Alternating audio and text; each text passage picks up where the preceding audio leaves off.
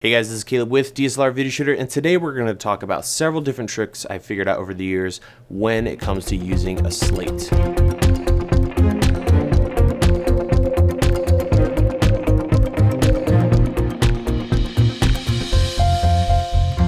So first and foremost, this video is not a tutorial on how to use a slate.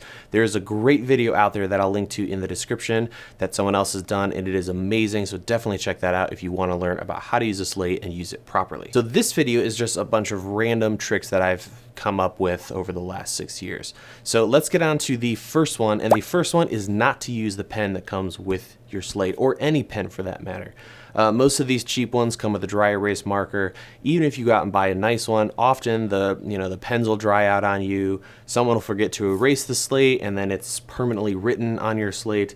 I've just decided to completely skip the pen thing and use tape instead. On the back of my slate here, I have a bunch of gaff tape with different numbers that I use regularly, and I've folded over one end so I have a nice tab that I can quickly grab it. This works really well. You don't have to remember to bring a dry erase marker. Everything you need is right here. And in fact, I've drilled a hole on one corner of the slate, so I have a little rope here with different gaff colors, as well as a Sharpie that I can hang on to if I need to add anything else. I can quickly grab a number off the back, scene 9, take 11. The next tip is not to clutter the slate. Even though you have all these different options for information, I have found it's best to keep it really simple and don't fill it with a bunch of information.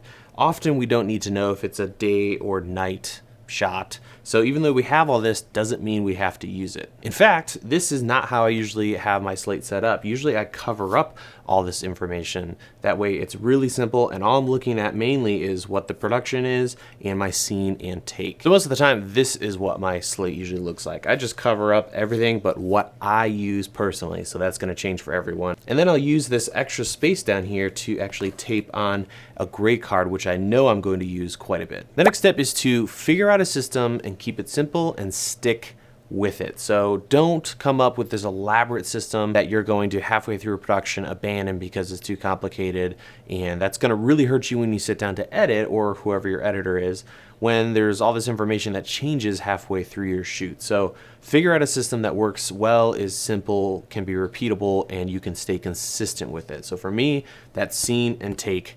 That's it. The next trick is to actually use the slate to help the camera operator find his focus. So if I'm slating, or whoever's slating for me, I have them figure out, or at least think ahead as to where the focus is going to be. If it's an object or if it's a person, I'll have them line up the slate with the plane that someone's eyes are on. That way when we go to slate, we're focused on the information here, we slate goes away, focus is either on or very close. Another great trick is to have the slate in the shot before you hit record. This is awesome for editing. When you pull up all the different scenes and takes in post, you'll be able to instantly see the information without having to scrub through and find the slate for the information.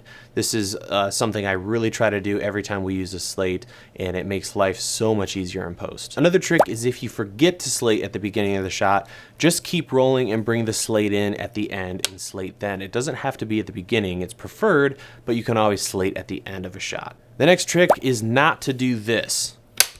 We don't need a super ear-destroying clap when you use the slate, because the reason for the clap at all is to sync audio. And when you have a massive, potentially echoey slate, that can be a lot more difficult to pinpoint the exact frame when the slate goes off. So something like this is much preferred. Often what I'll do is just have a finger or two kind of holding the slate stick up, and then I just let it drop. Another trick is to experiment with slate orientation. So without adding more information onto the slate face itself, you can just change the orientation of the slate, and depending on what you and your editor discuss, that could mean something during your shoot. So it's a very quick way to get information across without further further complexity to how you use the Slate. So those are some tricks that I've picked up over the last 6 years with using slates. I'd love to hear if you have some to add to the list.